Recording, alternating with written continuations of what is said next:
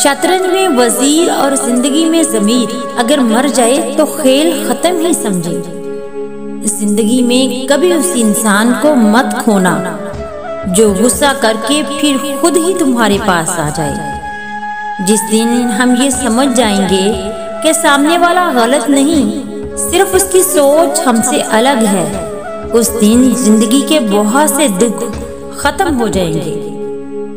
जिंदगी में एक आदत जरूर सीख लेनी चाहिए, जो चीज हाथ से निकल जाए उसे भूल जाने की। ये आदत बहुत सी तकलीफों से बचा लेती है। अपने दिन की इब्तिदा 3 चीजों के साथ कीजिए: कोशिश, सच्चाई और यकीन। कोशिश बेहतर दिन के लिए, सच्चाई अपने काम के साथ और यकीन अल्लाह की जात पर।